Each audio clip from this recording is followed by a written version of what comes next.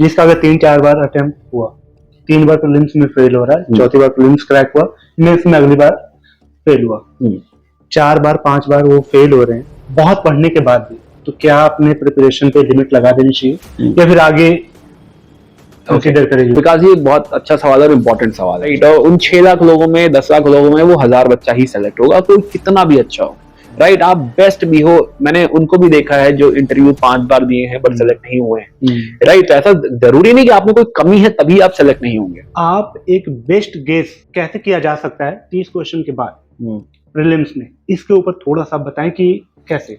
Introduction में 2 चीजें reflect करनी चाहिए। पहली बात कि आप क्वेश्चन समझिए, दूसरी बात आंसर किस डायरेक्शन में जाने वाला है। 2 बातें जब आप रिफ्लेक्ट कर देते हैं इंट्रोडक्शन में, वहीं एग्जामिनर को लग जाता है कि हाँ यार ये बच्चा ठीक है, इसको मेरा सवाल भी समझ में आ रहा है और ये पॉइंटर भी ठीक दे रहा है कि किस डायरेक्शन में सवाल को लेके जाएगा। Hi everyone, welcome to Studency. इस पॉडकास्ट की सीरीज में मेरे साथ फीचर हैं अभिषेक श्रीवास्तव सर, जो कि पीडब्ल्यू के फैकल्टी है। इसमें इनसे डिटेल डिस्कस करेंगे जो सर का 10 साल का एक्सपीरियंस है।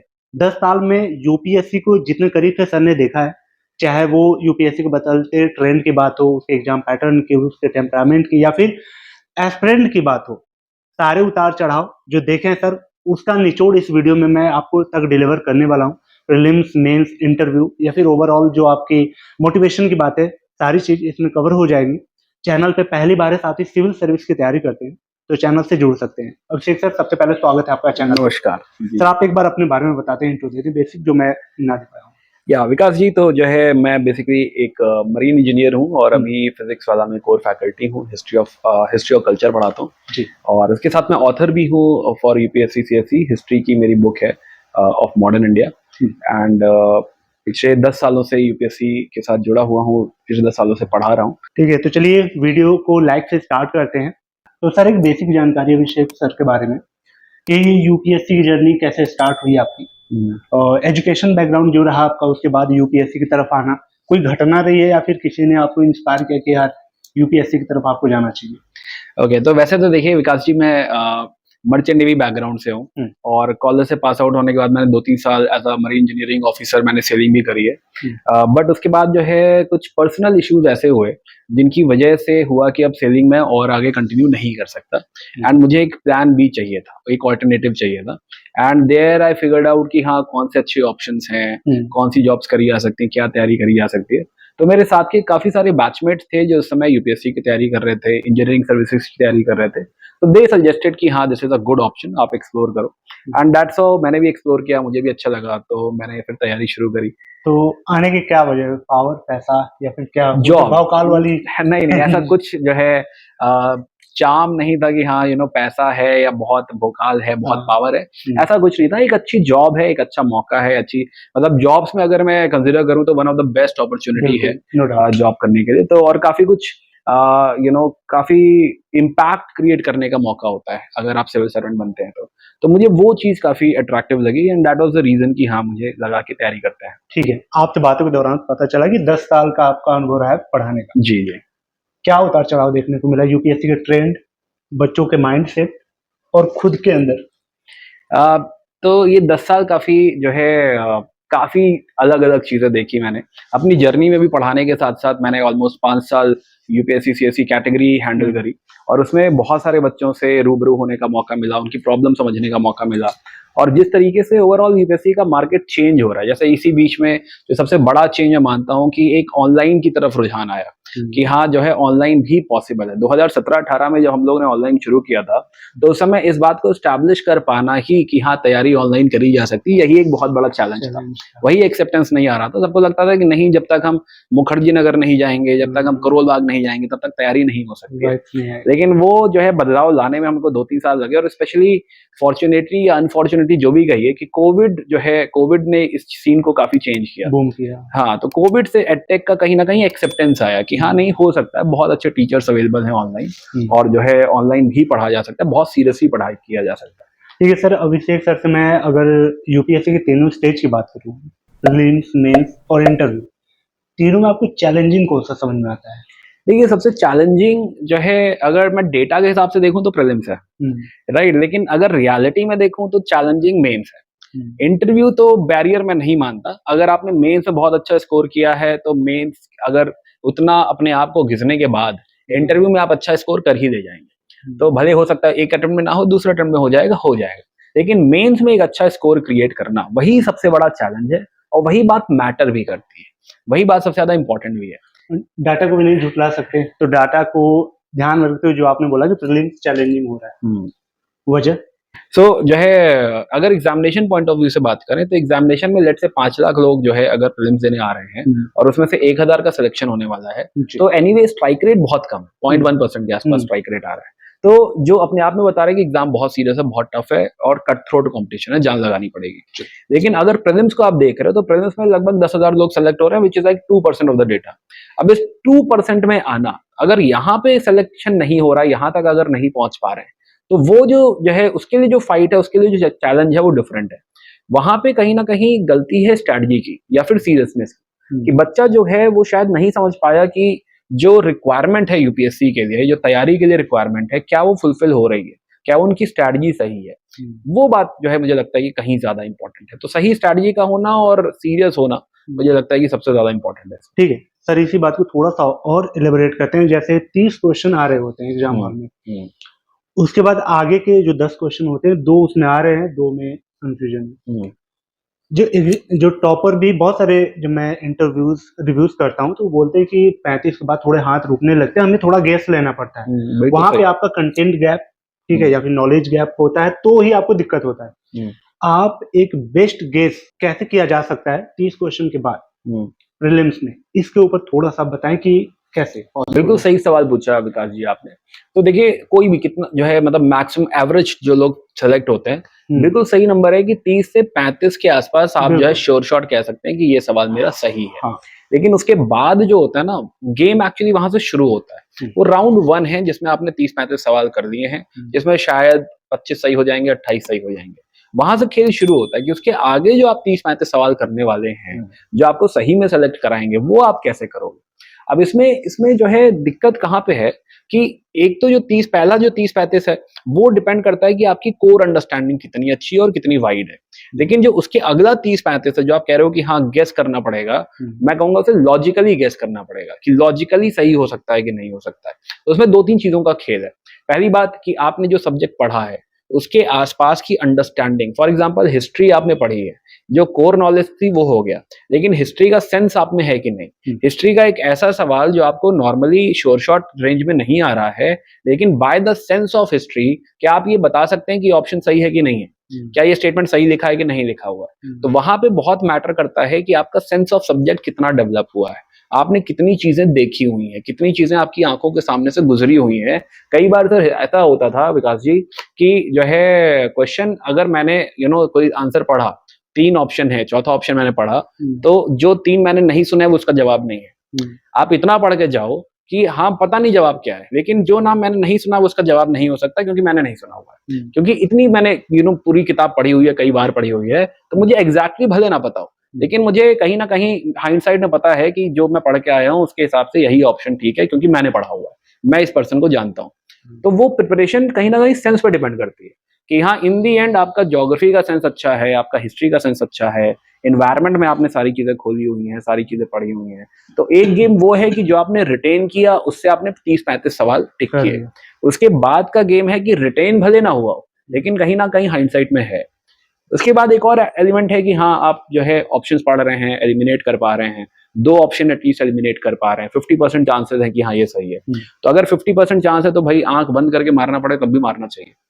ठीक है, आपने बोला कि वो सेंस के ऊपर डिपेंड करता है, और साथ ही आपकी आंखों से बहुत सारे वो चैप्टर सब्जेक्ट आप पढ़े होने चाहिए, तब आप उसको टैकल कर सकते हैं। तो इसका थोड़ा सा क्लेरिफिकेशन दीजिए। लोग कहते हैं कि किसी भी सोर्स को, अपनी सोर्स को कम करो।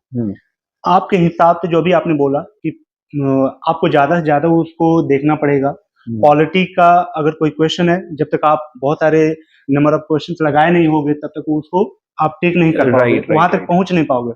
तो क्या इसका मतलब ये है कि पॉलिटी के लिए 4-5 बुक पढ़नी पड़ेगी? नहीं, पॉलिटी जो है देखिए, जब आप पूरी बुक पढ़ते हैं ना, तो आप ऐसा नहीं होता कि 100% बुक रिटेन कर लेते हैं। आप जो है जो रिटेन करते हैं वो पार्ट शायद 50-60% के आसपास होता है, और बाकी चीजें जो 30-40% है वो दिमाग में कहीं रहती है कि हाँ मैंने ये सुना है, मैंने ये पढ़ा हुआ है। तो वो जो 60%-70% जो आपने रिटेन कर लिया, वो आपको पहले 30-35 नंबर देके गए, पहले 30-35 सवाल देके दे गए, देते हैं। और जो आपने आपने देखा हुआ है, कई बार रिवाइज किया हुआ है, सुना सुना लग रहा है, उससे बाकी भी हो जाएगा। अगेन अब यहाँ पे आप 10 किताबें करेंगे ना, तो वो जो 60% आपने रिटेन किया था ना, वो शायद 20% पे आ जाएगा। वो आप पहले 35 में ही स्ट्रगल करने लगेंगे, उसी में आपको कॉन्फिडेंस नहीं आएगा। करंट का भी रोल रहता है, करंट का भी रोल बहुत इंपॉर्टेंट वहां है। से भी एलिमिनेट कर सकते हैं। एग्जैक्टली, क्या आपने सुना है, करंट में कहीं देखा हुआ है, वो आपको हेल्प कर रहा है। और इसमें एक और बहुत इंपॉर्टेंट चीज है, प्रैक्टिस। बच्चे क्या करते हैं, बहुत सारे बच्चों को मैंने देखा कि उनको लगता है कि थ्योरी पढ़ के ही गेम हो जाएगा, थ्योरी पढ़ के ही सिलेक्शन हो जाएगा। इन दी एंड ये सारी थ्योरी, ये सारा रिवीजन, ये सारे courses, it is all about कि आप प्रीलिम्स में स्कोर करें, और वो तभी होगा जब आप प्रैक्टिस करेंगे। पीवाईक्यू लगाना, लोग कहते हैं कि हमने सर पीवाईक्यू लगाए हो, पीवाईक्यू कोई प्रैक्टिस नहीं है भाई। मैं हिस्ट्री पढ़ा रहा हूँ, अब जो है, जब मैं हिस्ट्री पढ़ाऊंगा तो पीवाईक्यूज बेस्ड पढ़ाऊंगा। वो जितना भी यूपीएससी पूछ रहा है, वो सारी थीम्स को कवर करते हुए पढ़ाऊंगा कि हाँ, जो जो यूपीएससी पूछ सकता है मैं सब कुछ पढ़ा दूंगा। राइट, अब जब मैं पीवाईक्यू बेस्ड ही पढ़ा रहा हूँ, पीवाईक्यू के पूरा करिकुलम ही पीवाईक्यू के ऊपर बेस्ड है, तो पीवाईक्यू तो सॉल्व हो ही जाएगा। कोई भी अच्छा टीचर जो होगा, उसका कोर्स करने के बाद आप पीवाईक्यू तो सॉल्व कर ही देंगे। तो वो पीवाईक्यू लगा के कॉन्फिडेंस फील करना, ये मिथ है, वो कहीं आपको लेके नहीं जा रहा। जब तक आप एक्चुअली एमसीक्यूज लगा के प्रैक्टिस नहीं कर रहे, वो जो अपनी मसल है एमसीक्यू वाली, उसको आप जो है बिल्ड नहीं कर रहे हैं, जब तक आपको ये नहीं समझ में आ रहा है कि हाँ, क्या ऑप्शन सही हो सकता है, क्या नहीं हो सकता है। और एक और बहुत इंपॉर्टेंट बात है कि जब आप बहुत सवाल लगाते हैं ना, तो कभी कभी आप एग्जामिनर का दिमाग पकड़ने लगते हैं कि हाँ, इसने ये स्टेटमेंट लिखा होगा तो क्यों लिखा होगा। अगर ये स्टेटमेंट ऊपर वाले से मैच कर रहा है, तो इन दोनों में से कोई एक सही होने वाला है, दूसरा गलत होने वाला है। ये सब चीजें जो है खुलने लगती हैं। बिल्कुल बिल्कुल सही सर कह रहे हैं। अगर आप इस चीज को कनेक्ट कर पा रहे हो तो कैसी लग रही वीडियो कमेंट करके बताना। अगर कोई क्वेश्चन छूटेगा मुझसे, वो भी कमेंट कर देना, ताकि जब मैं अगले किसी टीचर, टॉपर या कैंडिडेट से बात करूं तो आपको वो क्वेश्चन मैं पिच कर पाऊँ। तो लाइक कर देना, साथ ही सर से कुछ अगर क्वेश्चन वैसा होगा तो आप कमेंट कर देना। देखिए, प्रीलिम्स के लिए जैसा कि मैंने कहा कि जो है पहला स्टेप हमारा जो है ना, कई बार हम पहला स्टेप ही गलत रख देते हैं। पहला स्टेप ये है कि हम जब पढ़ाई करते हैं तो प्रीलिम्स और मेंस की एक साथ पढ़ाई करते हैं। ऐसी कोई सेपरेट पढ़ाई प्रीलिम्स की नहीं होती। तो जब बच्चा प्रीलिम्स के लिए ढूंढने लगता है ना कि अब पहले मैं प्रीलिम्स पढ़ लूंगा, उसके बाद मैं मेंस की तैयारी करूंगा, तो वो शुरुआत ही गलत हो जाती है। इट इज मोर लाइक कि अगर आप एग्जामिनेशन पॉइंट ऑफ व्यू से सोचें, एग्जामिनर बॉडी के पॉइंट ऑफ व्यू से सोचें, तो उनके लिए एक मेन सिलेबस है जिसमें वो बच्चे को टेस्ट करना चाहते हैं, लेकिन उसके पहले एक प्रिलिमिनरी एग्जाम लेना चाहते हैं कि थोड़ा बहुत भी पढ़ के आए हो, सुने हो कि नहीं सुने हो। तो वो उसी पे बेस्ड होगा, वो कहीं ना कहीं इंडिकेटिव है उसी पेपर का। अब वो सेपरेट नहीं है कि हाँ, उसकी कुछ अलग तैयारी चल रही है, उसका कोई अलग जो है सब्जेक्ट सिलेबस है, कुछ ऐसा अलग नहीं है। अगर आप ठीक से मेंस पढ़ेंगे तो मैक्सिमम चीजें प्रीलिम्स की उसी से कनेक्टेड है, इनफैक्ट सबसेट है। राइट, वो जो 7 पेपर हैं वो सबसेट है आपके मेंस एग्जामिनेशन के। तो अगर आप थॉरो तैयारी कर रहे हैं, अगर आपका एनालिटिकल अंडरस्टैंड, और अब आप देखोगे कि प्रीलिम्स में ऐसा नहीं कि खाली फैक्चुअल सवाल आता है, प्रीलिम्स में कॉन्सेप्चुअल सॉल्व भी आता है, एनालिटिकल सॉल्व भी आता है। कि अगर आपका कॉन्सेप्ट क्लियर है तो कई बार भले फैक्ट ना भी पता हो तो सवाल सॉल्व हो जाता है। दूसरी इंपॉर्टेंट बात यह है कि जो है, जैसा कि हमने ऑलरेडी बात करी कि प्रैक्टिस बहुत इंपॉर्टेंट है, और शुरू से जब आप हिस्ट्री पढ़ रहे हैं तो हिस्ट्री के सेक्शनल टेस्ट लगाइए, डेडिकेटेड जो है, जो चैप्टर वाइज क्वेश्चन है वो लगाइए, एंड इन दी एंड वो लास्ट के 100 दिन, प्रीलिम्स के पहले लास्ट के 100 दिन बहुत इंपॉर्टेंट है। उसमें डेडिकेटेड प्रिपरेशन चाहिए, उसमें जो है आपको प्रैक्टिस करना पड़ेगा। मैं ये नहीं कहूंगा 100 मॉक लगाना चाहिए या 100 मॉक लगाइए तभी होगा, ऐसा मैं कोई नंबर नहीं पुट करना चाहूंगा, लेकिन हाँ, तब भी जो भी मैक्सिमम नंबर हो सकता है, वो 30 है, 40 है, 50 है, जो भी है, कम से कम आप जो है उतनी प्रैक्टिस करिए, जरूर करिए। ठीक, तो अगर आज अभिषेक सर 21 साल के होते, ओके, और इस 21 साल में अगर उनका पहला अटेम्प्ट होता है, पहला बार यूपीएससी में अपियर होने वाले होते, तो इस 10 साल के अनुभव को आप कंसीडर करते हुए अपने उन स्टेप को बताइए कि आप क्या अपने पूरे साल के फ्रेमिंग क्या करते माइंड। ओके, तो जो है, पहली बात तो मैं ऐसा मानता हूँ कि हाँ, it should be one day at a time और one subject at a time, है ना। ऐसा नहीं होगा कि जब मुझे पता है कि इतना बड़ा सिलेबस है तो उसमें सब कुछ घोट के एक साथ नहीं पीऊंगा। तो मुझे उसको ब्रेक करना पड़ेगा कि अब पहले मेरे ये सब्जेक्ट टारगेट है, ये सब्जेक्ट टारगेट है, ये सब्जेक्ट टारगेट है।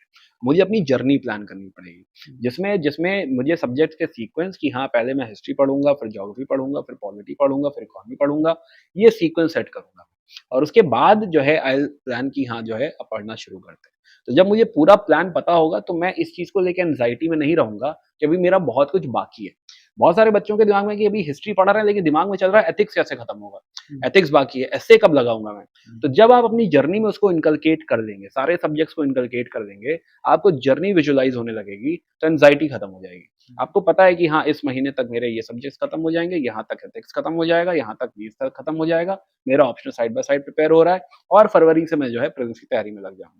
तो जो भी आपका समय है उसके बेसिस पे अपनी जर्नी प्लान बनाना बहुत इंपॉर्टेंट है, जो मैं कि मैं आपसे पूछ रहा हूँ सर कि आप क्या करते हैं मतलब टॉप स्कोरर सब्जेक्ट को कंसीडर करते हुए हम्म, कि अगर इंटीग्रेटेड तैयारी में करता तो स्टार्टिंग में अपना ऑप्शनल एथिक्स और ऐसे कंप्लीट कर लेता जो कि मुझे रैंक डिसाइड करते हैं। ओके। उसके बाद जो मेरे जीएस 1 2 3 है हम्म, उसको मैं पहले 3 कर लेता, फिर 2 करता या फिर 1 करता। मैं ओके। वैसे पूछना चाहता हूँ। Got it, got ji. It. तो बिल्कुल सही आपने कहा कि हाँ, जो है जो कि स्कोरिंग पार्ट है। हाँ। But again as a beginner if you realise कि इन द एंड बहुत सारी चीज़ें हैं, जैसे कि ठीक है एस्से मैं प्रिपेयर तो कर लूँगा, हुँ, बट एस्से लिखने के लिए जब तक मेरे पास जनरल नॉलेज नहीं है, मैं एस्से नहीं लिख सकता। हुँ। मैं एक अच्छे डेफिनिटली एस्से इज़ कनेक्ट नहीं मोर कर अबाउट पाऊँगा सारे सब्जेक्ट को। राइट, एस्से बिल्कुल। इज़ मोर अबाउट कि अपनी थॉट को कोहेरेंट वे में आप कैसे प्रेज़ेंट करते हैं। हुँ, राइट, लेकिन अगर मेरे पास नॉलेज ही नहीं है तो थॉट कहाँ से आ रहा है? बिल्कुल। तो पहले ज़रूरी है कि मैं अपना फाउंडेशन स्ट्रॉन्ग करूँ। ठीक है। तो पहले ज़रूरी है हर हाल में कि हिस्ट्री, ज्योग्राफी, पॉलिटी, इकोनॉमी पढ़ा जाए, हुँ, लेकिन उसमें रिसर्च नहीं करनी है। हुँ, right, definitely there should be a time frame कि जहाँ पे आपको हिस्ट्री, ज्योग्राफी, पॉलिटी, इकोनॉमी से निकलना है। बहुत सारे बच्चे उसी में फँसे रहते हैं कि हुँ, हाँ, हिस्ट्री पढ़ रहे हैं तो पढ़े ही जा रहे हैं, खत्म ही नहीं हो रही है। ज्योग्राफी पढ़ रहे हैं तो उसी में लगे हुए हैं। हुँ, तो उसमें से निकल के then you can explore, you can fly कि हाँ, आप एथिक्स जो है पढ़ाई कर लो, एथिक्स प्रैक्टिस कर लो। ऑप्शनल जो है एक जो बहुत इंपॉर्टेंट बात हुई थी कि मैं ऑप्शनल कौन-सा सेलेक्ट करता। हुँ, राइट, है ना? कि उस समय जो मैंने ऑप्शनल सेलेक्ट किया, that was on the basis of कि मेरा दोस्त क्या सेलेक्ट कर रहा ओके। है। राइट ना? कि दोस्त जा रहा है इसके साथ मुझे कन्वीनिएंट है, मैं भी जाके कोचिंग कर लेता हूँ। तो हुँ, मैंने जाके ऑप्शनल सेलेक्ट कर लिया उसके साथ। राइट, लेकिन that was not the right approach. Optional के लिए वेरी, वेरी इंपॉर्टेंट कि पहला स्टेप मैं मानता हूँ कि अगर मेरे पास बैकग्राउंड है उस ऑप्शनल में, हुँ, तो मेरा कुछ नहीं तो मिनिमम कहूँगा मैं तो 40% ऑप्शनल ऑलरेडी तैयार है।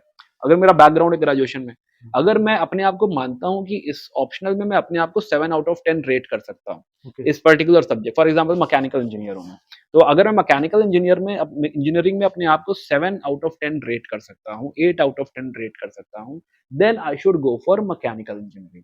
राइट, क्योंकि उसके बाद मुझे कुछ ही दूर और चलना है। हुँ, कोई सब्जेक्ट सिरे से शुरू करके ग्रेजुएशन लेवल तक पूरा कंप्लीट करना विल हुँ, definitely take some time challenging भी और होता उस लेवल तक आते-आते एक्सपर्टीज़ तक आते-आते मुझे है। समय हुँ, लगेगा। हुँ, बट जो चीज़ मैंने ऑलरेडी पढ़ी है, जिस पे काम किया हुआ है मैंने, प्रैक्टिकल नॉलेज भी है मुझे, हाँ, वो चीज़ मैं जल्दी कोप अप कर लूँगा, हाँ, तो व्हाई नॉट?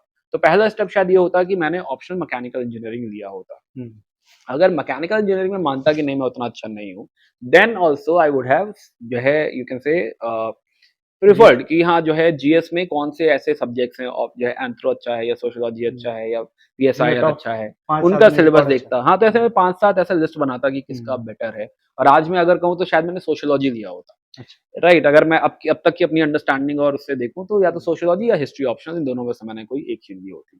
सो जो है डेफिनिटली जो है एक बड़ा गेम जो है यू कैन से प्ले है आपके ऑप्शनल सब्जेक्ट में because optional can score like कि 250 से लेके 350 तक वो कुछ भी हो सकता है और वो 20-30 नंबर में कहानी इधर की उधर हो जाती है। बिल्कुल। तो एक और अच्छा ऑप्शन शायद मैं सेलेक्ट करना चाहता वो था मैथमेटिक्स ऑप्शन हुँ, कि हाँ, मैथमेटिक्स ऑप्शनल मेरी एक ऑल इंडिया रैंक 1 है कनिष्क कटारिया। तो कनिष्क कटारिया से डिस्कशन हो रहा था, तो ही सेड कि मैंने ऑप्शनल सेलेक्ट किया और मैंने सबसे पहले टारगेट किया कि मुझे उसमें 360 नंबर चाहिए। हुँ, राइट, 360 या 380 का उन्होंने टारगेट किया और उन्होंने 361 स्कोर भी किया। एंड नाउ यू अंडरस्टैंड कि 361 स्कोर करने के बाद रैंक 1 तो बनता हुँ, है। राइट, इट्स ह्यूज कि हाँ, किसी ह्यूमैनिटी सब्जेक्ट में आप 250 से 300 में स्ट्रगल कर रहे हैं और वहाँ उसने 360 मार दिया है। हुँ, तो जो उसने डिफरेंस क्रिएट कर दिया है हुँ। उसको जीएस से कवर आप नहीं कर मैं भी पाएँगे। वो जीएस में 10-20 नंबर ऊपर नीचे 10-20 रहता है। नंबर ऊपर-नीचे तो कवर नहीं कर सकते आप। हुँ, सिमिलरली दूसरा जो है मेरा स्ट्रेंथ था और जो है मैं जिस पे बिल्ड करता शायद और बिल्ड करता वाज़ एस्से। एस्से में आई थिंक मेरे 135 मार्क्स थे। हुँ, मुझे लगता है कि शायद मैं उधर भी काफ़ी जो शानदार। है 150 तक पुश कर सकता था। हुँ, तो वो एक पॉसिबिलिटी और थी। तो ऑप्शनल एस्से एंड एथिक्स मैं मानता हूँ कि मैंने और जो मेरी गलती भी थी कि एथिक्स में मैंने बहुत काम नहीं किया। हुँ, क्योंकि कहीं न कहीं माइंडसेट उस समय ये था जो कि एक बहुत बड़ा मिथ है कि एथिक्स तो आता ही है। हुँ, कि हाँ, मैं बहुत एथिकल हूँ, मैं सच बोलता हूँ। अ, तो एथिक्स तो आता ही है, तो जो मैं लिखूँगा हुँ, वही एथिक्स है। हुँ, ये एक बहुत जो है मिसकंसेप्शन बच्चों में होता है, मुझ में भी था। जो कि मुझे लगता है कि हाँ, जो है हालाँकि ऐसा नहीं कि मैंने पढ़ाई नहीं करी थी, बट मैंने उतना फ़ोकस नहीं किया था with respect exam to case oriented. Studies हाँ, हुँ, एग्ज़ाम ओरिएंटेड जो चाहिए स्टेक कि होल्डर वगैरह। थिंकर्स जो है कैसे यूज़ करेंगे, हुँ, एक्शंस को पॉज़िटिवली कैसे जस्टिफ़ाई करेंगे, ये सारी चीज़ें उस समय मिसिंग थी। हुँ। जो चीज़ मैं वर्क करता और जो है डेफ़िनिटली सही करता। ओके, तो होप कि ये आपको कुछ सीखने को मिला होगा अगर आपका पहला अटेम्प्ट है, तो कुछ ये आपके इनिशियल स्टेप हो सकते हैं। ये वो बताए हैं जिनका ऑलरेडी 10 साल का एक्सपीरियंस है और आप जैसे बहुत से बच्चों से मिले हैं, उनको देखते हैं, कंसीडर करते हैं, उनके क्वेश्चन को भी पिक करते हैं। तो ये सारा सब कुछ ध्यान में रखते हुए सर ने ये अपना रोड मैप बताया, तो होप कि आपको एक वैल्यूएबल कंटेंट मिला हो। तो सर क्या यूपीएससी के एग्ज़ाम में हुँ। अगर आप कोई पर्टिकुलर सब्जेक्ट या फिर पर्टिकुलर एजुकेशन बैकग्राउंड से आते हैं, तो एक्स्ट्रा बेनिफिट मिलता है? आपको लगता है ऐसा? देखिए मैं अगर इसलिए आप पूछ रहा हूँ क्योंकि जो गाँव से रह के बीए किए हैं बच्चे, हुँ, उनके क्वेश्चन आते हैं, अंडर कॉन्फिडेंट रहते हैं कि भैया मैंने बीए किया, मैं निकाल हुँ, पाऊँगा कि नहीं? हुँ। मैं इसलिए पूछना चाहता ओके। तो अगर डेटा देखूँ मैं तो डेटा डेफ़िनेटली स्क्यूड है, डेटा काफ़ी इंक्लाइंड है टुवर्ड्स इंजीनियरिंग बैकग्राउंड, कि जो इंजीनियरिंग बैकग्राउंड के बच्चे जो सेलेक्ट होते हैं वो नंबर काफ़ी हाई है, नो डाउट। लेकिन लेकिन उसमें हाई होने का रीज़न है, हूँ। हाई वो इसलिए है क्योंकि जो बच्चा इंजीनियरिंग बैकग्राउंड से आ रहा है वो कहीं न कहीं कभी आईआईटी, जेईई वगैरह की तैयारी करके आ रहा है। तो उसने एक बार वो पूरा ग्राइंड, पूरा चर्न देखा हुआ है। हुँ, उसने अपने आप को एक बार घिसा हुआ है, वो चाहे फेल भी हुआ है। हुँ, इवन देन उसे पता है कि इतनी मेहनत करके तो या तो मेरा आईआईटी नहीं हुआ या हुआ, तो जब इतने से आईआईटी नहीं हुआ तो फिर उससे तो ज़्यादा मेहनत करनी पड़ेगी, हुँ, ज़्यादा जान लगानी पड़ेगी। तो क्योंकि वो ग्राइंड देखा हुआ है ना, तो उसे पता है कि हाँ 6 घंटे बैठने हैं, 8 घंटे बैठे हैं, 10 घंटे बैठने हैं, पढ़ना पड़ेगा। मेंटली सेट है। मेंटली सेट है, वो प्रिपेयर्ड है कि फेलियर के लिए भी हुँ, प्रिपेयर्ड है और मेहनत करने के लिए भी प्रिपेयर्ड है। लेकिन जिसने कभी कॉम्पिटिशन फेस नहीं किया है, जब वो पहली बार मैदान में उतरता है, तो उसे नहीं आइडिया कि हाँ, वो किसके सामने उतर रहा है हुँ, और कितनी मेहनत करनी पड़ेगी। ऐसा कुछ नहीं है, इसमें कोई ऐसा टॉपिक नहीं है जो कि रॉकेट साइंस हो, है ना? ह्यूमैनिटी सब्जेक्ट्स हैं, सिंपल सब्जेक्ट्स हैं, तो ऐसा कोई सब्जेक्ट नहीं है, ऐसा कोई हुँ, टॉपिक नहीं है, जो एक ह्यूमैनिटी बैकग्राउंड का बच्चा नहीं समझ सकता। बात वही है कि आप क्या एग्ज़ामिनेशन की सीरियसनेस को समझ पा रहे हो? क्या आप उतनी मेहनत करने के लिए रेडी हो? हुँ, क्या आप प्रैक्टिस करने के लिए रेडी हो? हुँ, तो वो बात जब ह्यूमैनिटी बैकग्राउंड का बच्चा समझ लेता है, तो वो सेलेक्ट हो जाता है। लेकिन जब वो वही जो है उसे वही फिगर आउट करने में कभी-कभी बहुत टाइम लग जाता है। हुँ, क्योंकि अगेन हम कहना आसान है लेकिन विजुअलाइज़ कर पाना बहुत मुश्किल होता है, हुँ, कि अगर आपने कभी कॉम्पिटिशन फेस नहीं किया है, तो रियल कॉम्पिटिशन को विजुअलाइज़ कर पाना ही मुश्किल है। तो एक आध अटेम्प्ट में तो यही लग जाता है समझने में कि ये तो बहुत टफ है। राइट ना कि हाँ, इसके लिए और जान लगानी पड़ेगी। ऐसा नहीं कि आप में पोटेंशियल नहीं है। आप में भी वही पोटेंशियल है, कोई ऐसी जो है अलग से कोई बाहर से एलियन नहीं आ रहा था क्वालीफाई करने। आप में वही पोटेंशियल है। बस अपने पोटेंशियल को रियलाइज़ करने में कभी-कभी ज़्यादा टाइम लग जाता है। अच्छा बाय द वे ऐसा नहीं कि ह्यूमैनिटी सब्जेक्ट्स के जो स्टूडेंट्स हैं, उसमें ग्राइंड बिल्कुल भी नहीं है। ऐसा भी हुँ, मैं नहीं कहना चाहूँगा। लेकिन हाँ, वो परसेंटेज थोड़ा-सा कंपैरेटिवली कम हो जाता है।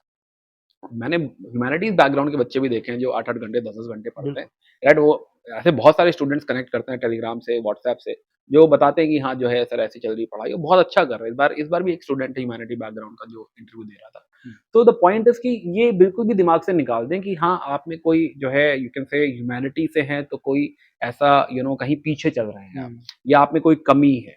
बस इस बात को समझिए कि कमी नहीं है, लेकिन हाँ, मेहनत करनी पड़ेगी, अपने पोटेंशियल को निखारना पड़ेगा।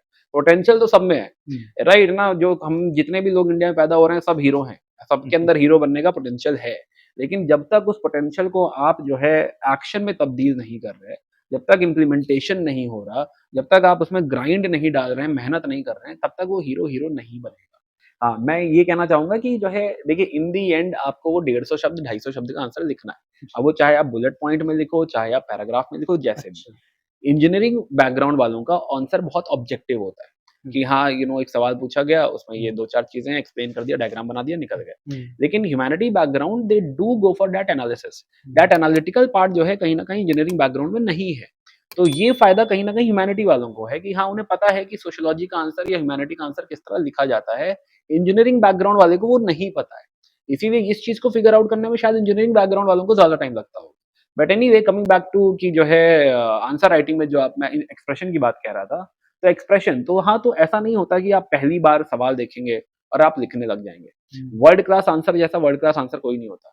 इट इज़ लाइक कि एक आपका अपना एक्सप्रेशन का स्टाइल है, राइट? आप अपने आप को किस तरह एक्सप्रेस करते हैं, वो डेफिनिटली वेरी करेगा मुझसे, डेफिनिटली वेरी करेगा आपसे। आपको उस आर्ट को उभारना पड़ेगा।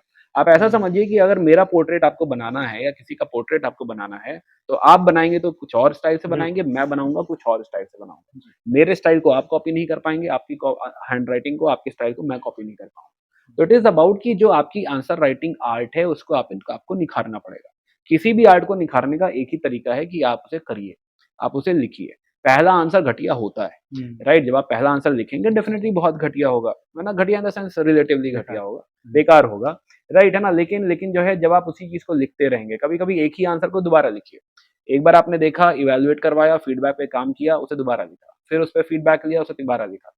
जो थर्ड टाइम फोर्थ टाइम में जो आंसर निकलेगा वो कहीं ना कहीं आपको इंडिकेट करेगा कि आपकी बेस्ट आर्ट क्या है, राइट? कि आप जो एक्सप्रेस करते हैं उसका बेस्ट तरीका क्या है ना। डेफिनेटली आई एग्री कि हाँ जो है इंट्रोडक्शन और बुलेट पॉइंट्स और जो है कंक्लूजन वाली बात पे अगर मैं आऊँ, तो हाँ, तो एक इंट्रोडक्शन डेफिनेटली अगर 10 मार्कर या 15 मार्कर का सवाल है, तो एक छोटा-सा वन लाइनर इंट्रोडक्शन मैं मानता हूँ कि होना चाहिए। उसका फ़ायदा है, उसका फ़ायदा ये है कि इंट्रोडक्शन में आप कभी-कभी रिफ्लेक्ट कर लेते हो। इनफैक्ट आपको कोशिश ये करनी चाहिए कि इंट्रोडक्शन में रिफ्लेक्ट कर दो कि आपको आंसर पता है। इंट्रोडक्शन में 2 चीज़ें रिफ्लेक्ट करनी चाहिए। पहली बात कि आप क्वेश्चन समझिए, दूसरी बात आंसर किस डायरेक्शन में जाने वाला है। 2 बातें जब आप रिफ्लेक्ट कर देते हैं इंट्रोडक्शन में, वहीं एग्जामिनर को लग जाता है कि हाँ यार ये बच्चा ठीक है। इसको मेरा सवाल भी समझ में आ रहा है और ये पॉइंटर भी ठीक दे रहा है कि किस डायरेक्शन में सवाल को लेके जाएगा। उसके बाद अगर अगर आपको ढंग से आता है तो बुलेट पॉइंट्स में लिख दीजिए, बहुत अच्छे से नहीं आता है तो पैराग्राफ में लिख दीजिए। वो तो ट्रिक धीरे-धीरे आप सीखोगे, कर करके सीखोगे। राइट है ना? लेकिन आप जो भी चूज़ करना चाहें, देयर इज़ नो सैक्रोसैंक्ट वे। आप टॉपर्स कॉपी उठाओगे, तो कोई पैराग्राफ में लिख रहा होगा, कोई बुलेट पॉइंट्स में लिख रहा होगा। अगर उसमें बुलेट पॉइंट्स में आप तभी लिखोगे जब आपके पास बहुत ज्ञान है। बहुत ज्ञान है तो बुलेट पॉइंट्स में लिखिए, एग्ज़ाम्पल दीजिए, कनेक्ट करिए, बताइए कि हाँ, कैसे ये रेलेवेंट है। नाउ एक जो फैक्टर है कंक्लूजन का, कंक्लूजन आप रियलाइज़ करोगे जब आप पीवाईक्यूज़ देखोगे, तो 10 मार्कर क्वेश्चंस में जनरली ऐसा सवाल नहीं होता जिसमें कंक्लूड करना पड़े। इट इज स्ट्रेट फॉरवर्ड कि हाँ भाई गिव डिटेल्स, एनुमरेट, है ना? तो सिंपल आपको पॉइंटर्स देने होते हैं, निकल जाना होता है। लेकिन जो 15 मार्कर सवाल होता है, उसमें सवाल ऐसा होता है कि टू व्हाट एक्सटेंट, तो वहां पे आपको कंक्लूड करना इंपॉर्टेंट है। आपको लास्ट में बताना पड़ेगा कि हाँ टू व्हाट एक्सटेंट, कि हाँ यहाँ तक ये एक्सटेंट है, यहाँ तक ये है। वहां पे कंक्लूड करना इंपॉर्टेंट है। तो हर सवाल में ऐसा जरूरी नहीं कि इंट्रो बॉडी कंक्लूजन ही चाहिए। 15 मार्कर, अगेन मैं ये नहीं कहूंगा थंब रूल है, बट स्टिल एक जनरल रूल मैं कह सकता हूं कि अगर 15 मार्कर सवाल है तो it will generally demand conclusion, intro body conclusion चाहेगा। अगर वो 10 मार्कर सवाल है तो आप फोकस करिए कि वन लाइनर इंट्रोडक्शन दीजिए, अपने पॉइंट्स दीजिए और निकलिए। जो है वो खाली 10 नंबर का सवाल। ओके, आपका ग्रेजुएशन किसमें था सर? मेरा graduation marine engineering.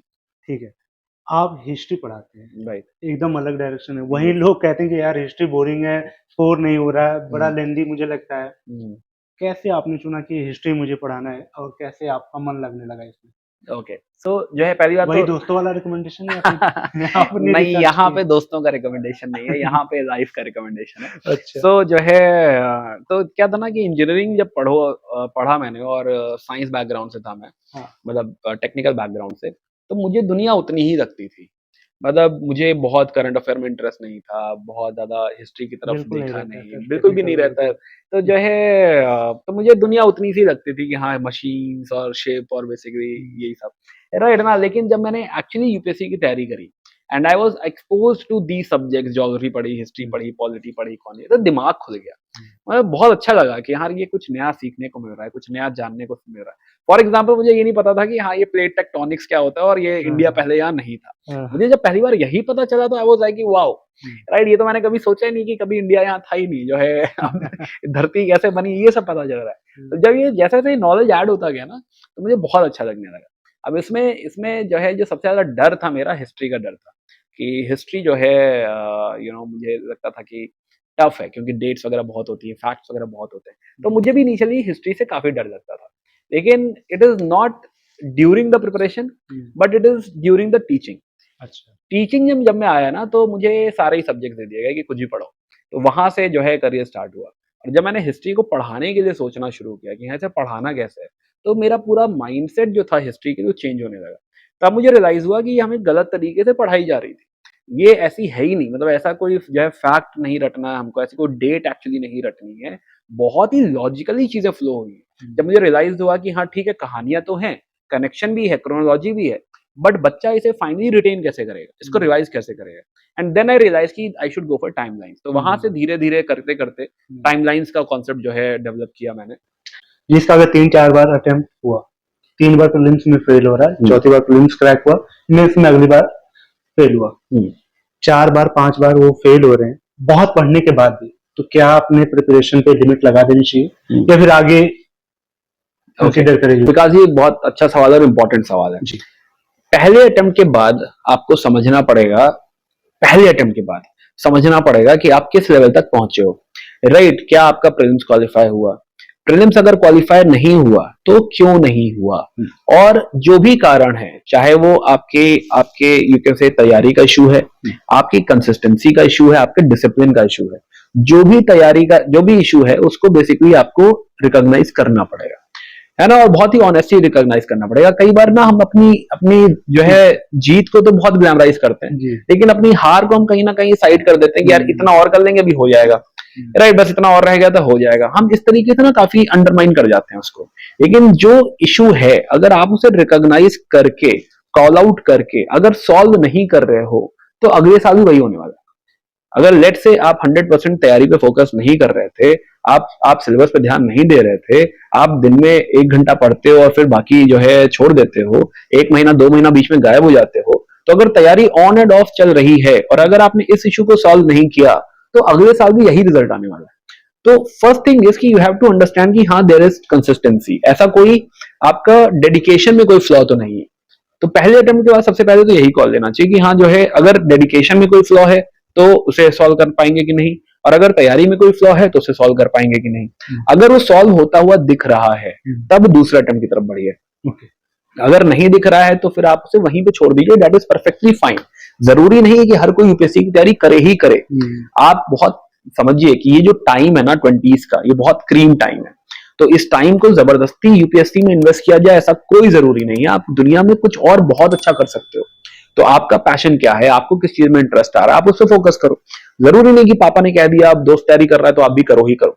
Another thing is कि हाँ फॉर एग्जांपल प्रीलिम्स आपका क्वालिफाई हो जाता है, आपने सेकंड अटेम्प्ट दिया, प्रीलिम्स क्वालिफाई हो जाता है, मेंस में जैसे आपने अच्छा स्कोर नहीं किया, फिर आप इस बात को रिकॉग्नाइज करिए. और सेकंड अटेम्प्ट बहुत इंपॉर्टेंट हो जाता है कि अब तो 2 साल हो चुके हैं, 2.5 साल हो चुके हैं तैयारी करते हुए. अगर अब भी कुछ लैकुनाज हैं, अभी भी कुछ इश्यूज हैं, तो उसको मैं कैसे सॉल्व करूंगा. वो सॉल्व हो सकता है कि नहीं सॉल्व हो सकता है. डिफरेंस कितना है, ये जो डिफरेंस है, लेट से 30 नंबर से आप रह गए, 40 नंबर से रह गए, ये डिफरेंस कैसे फिगर आउट होगा, कौन से सब्जेक्ट में कमी रह गई. लेट से ऑप्शनल में आप ऑलरेडी 280 स्कोर कर रहे हैं, राइट, तो ऑप्शनल में और उस स्कोर की लिमिटेशन है कि हाँ लेट से उस सब्जेक्ट में 280 हो सकता है, अच्छा स्कोर है, तो ये बाकी के 30-40 नंबर कहां से आएंगे, क्या उस चीज पे काम हो पाएगा. तो जब तक आप इन कमियों को सॉल्व नहीं कर रहे हैं तब तक आगे बढ़ने का कोई मतलब नहीं है. और जहां पे भी आपको लगे, स्पेशली थर्ड अटेम्प्ट के बाद जो है या सेकंड अटेम्प्ट के बाद भी, then you also have to take a call कि आपके ऊपर फाइनेंशियल रिस्पॉन्सिबिलिटीज कितनी है, आपकी रिस्क टेकिंग एबिलिटी कितनी है, राइट. तो थर्ड अटेम्प्ट के बाद या सेकंड अटेम्प्ट के बाद, डिपेंड करता है person to person, you should think for plan B. कि अब आपकी अच्छी खासी तैयारी यूपीएससी की हो चुकी है, अगर आप थोड़ा भी इन्वेस्ट करते रहेंगे तो शायद आप सेलेक्ट हो जाएंगे. बट उसके साथ साथ एक सेकंड प्लान अगर आप स्टार्ट कर लेते हैं, beat state PSC, beat RBI grade B, beat CAPF, या फिर लेट्स से कैट, या फिर आपका अपना जो बैकग्राउंड है, इंजीनियरिंग बैकग्राउंड है, उसकी कोई जॉब, व्हाटएवर, जो भी है जिसमें आपको लगता है कि आप बेस्ट परफॉर्म करेंगे और आपके पास एक अच्छा ऑप्शन, एक एग्जिट रूट आपको मिल जाएगा, उसके साथ जो है आपको फिर तैयारी करनी है.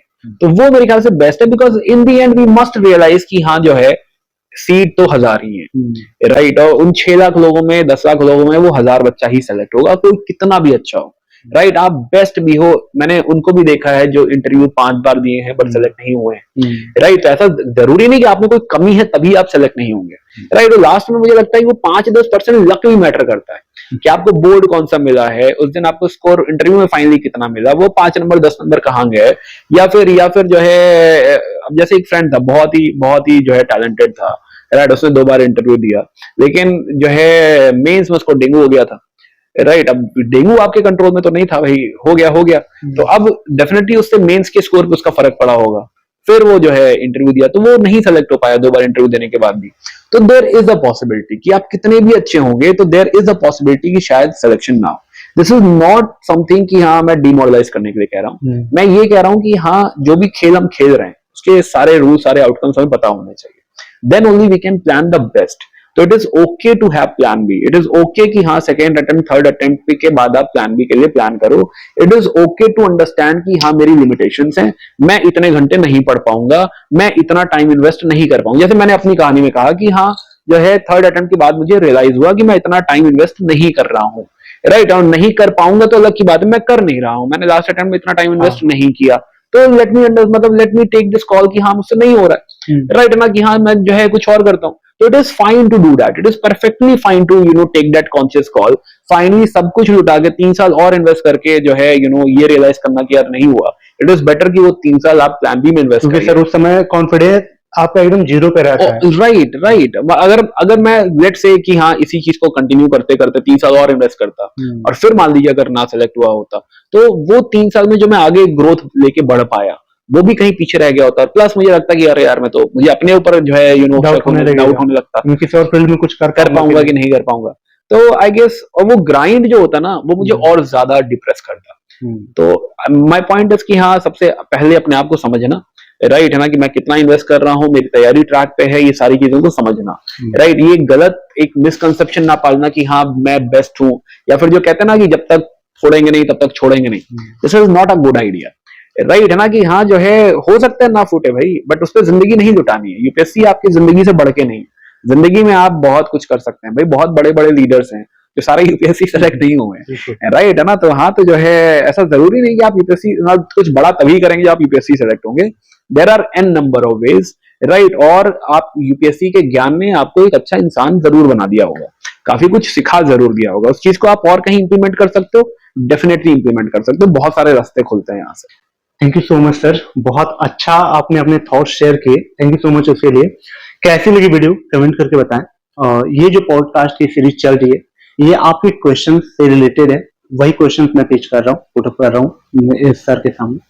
तो कोई क्वेश्चन होगा आप कमेंट कर देना, सर से कुछ जाना होगा कमेंट कर देना, साथ ही सर का जो लिंक है उनके चैनल का वो भी मैं पिन कर दूंगा, वहां से जाके सर को कनेक्ट कर सकते हो आप। चलिए मिलते हैं किसी और ऐसी यूजफुल वीडियो में, तब तक के लिए thank you so much and bye bye. Thank you so much. Thank you sir, thank you.